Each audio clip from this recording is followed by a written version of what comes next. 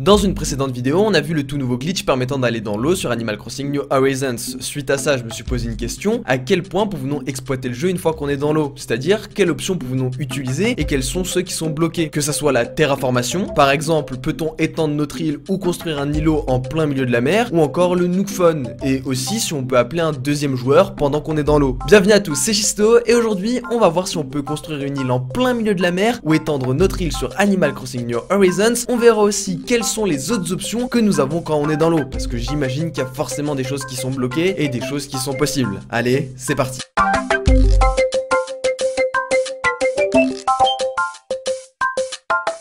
Bon, déjà, si vous voulez un tuto de comment aller dans l'eau, vous n'êtes pas sur la bonne vidéo.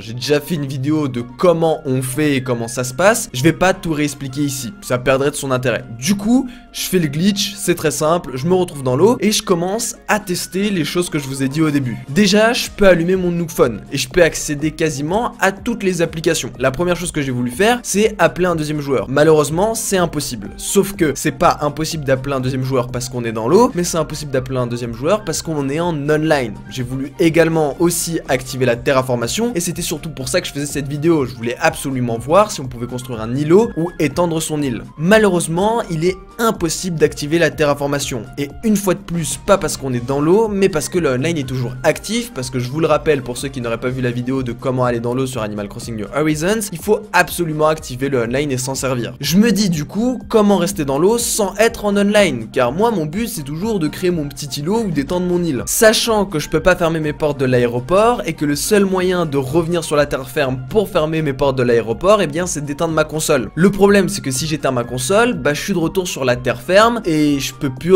aller dans l'eau. Enfin, je sais pas si vous comprenez quoi, il y a un petit paradoxe qui fait que je suis bloqué. Du coup, la seule solution ça a été de désactiver internet depuis ma console. Sachant que je suis un petit imbécile, bah j'ai oublié le code de ma box. Du coup, je suis directement parti débrancher ma box. Je suis un débile, ok, mais au moins il y a plus internet sur ma Switch et donc théoriquement, eh bien les portes de code devraient être fermées. Sauf que malheureusement, dès que j'ai débranché ma box et que j'ai arrêté tout accès à internet depuis ma Nintendo Switch, eh bien je suis retourné sur la terre ferme de manière automatique. Il est donc impossible pour l'instant de faire de la terraformation en plein milieu de la mer, mais ce qui est intéressant c'est que la raison pour laquelle c'est impossible, c'est le fait que le online est ouvert et donc pas le fait qu'on est dans l'eau.